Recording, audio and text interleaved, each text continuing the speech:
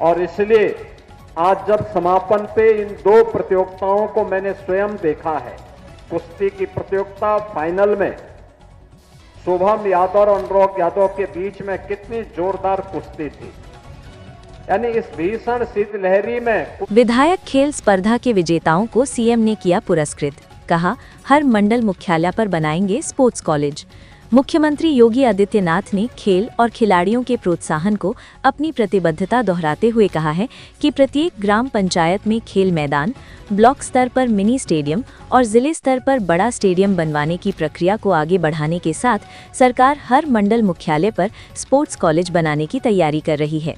CM योगी सोमवार को गोरखपुर शहर विधानसभा क्षेत्र अंतर्गत विधायक खेल स्पर्धा 2025 के पुरस्कार वितरण समारोह को संबोधित कर रहे थे।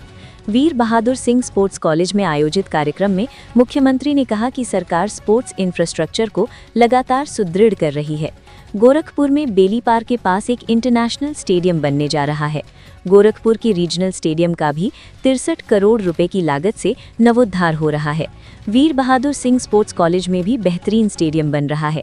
मेरठ में हॉकी के जादूगर मेजर ध्यानचंद के नाम पर स्पोर्ट्स यूनिवर्सिटी का सत्र प्रारंभ हो चुका है। इस यूनिवर्सिटी का विश्व स्तरीय निर्माण जारी है। अब सरकार की तैयारी हर मंडल मुख्यालय पर स्पोर्ट्स कॉलेज बनाने की है।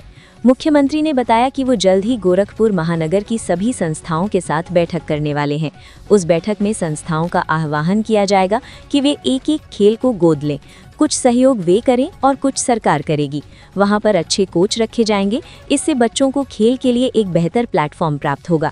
सीएम योगी ने खेल कूद के महत्व को समझाते हुए कहा कि युवा खेलेगा तो देश खेलेगा और विकसित भारत की परिकल्पना को साकार करने का रास्ता यहीं से प्रारंभ होगा। मुख्यमंत्री ने कहा कि जीवन में सफलताओं का मार्ग स्वस्थ शरीर से ही संभव हो सकता है। स्वस्थ शरीर खेल कूद और योगिक क्रियाओं के माध्यम से ही प्राप्त होगा।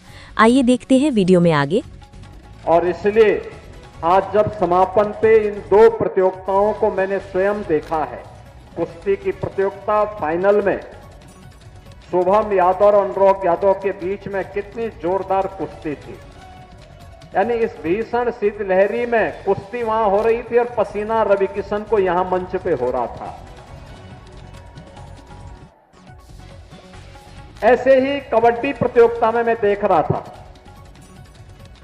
रीजनल स्पोर्ट्स स्टेडियम और नीना थापा के बीच में कितनी अच्छी प्रतिस्पर्धा चल रही थी। ये खेल कूद ही है जो सम और विषम परिस्थितियों में मनोरंजन भी करता है, हमें शारीरिक, मानसिक और बौद्धिक रूप से चुस्त दुरुस्त बनाने में भी जिसकी बड़ी भूमिका होती है।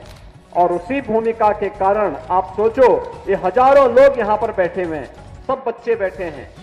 भीषण शीतलहरी को देखते हुए हमने 1 तारीख तक स्कूल बंद कर दिए, 12वीं तक के स्कूल बंद कर दिए। लेकिन मैं जब इन बच्चों का उत्साह देख रहा था यहां पे, तो ये उत्साह देखते हुए बन रहा था कि देखो खेलकूद ने सारी ठंड को दूर कर दिया है। आप बताओ, सामान्य रूप से अगर ठंडी होती और हम रवि किशन से कहते कि गोरखपुर में कहीं निकलना है कार्यक्रम में, जाते क्या हो घर से बाहर? नहीं निकलते। संजय निषाद भी नहीं निकलते। वो तो दोनों की जोड़ी आज मिल गई, कहीं खाने पे मिले होंगे तो वहीं से दोनों साथ साथ चले आए। लेकिन यहां आकर के उनकी ठंड भी आपकी खेल प्रतियोगिता को देख करके गायब हो गई और मुझे बहुत अच्छा लगा। लेकिन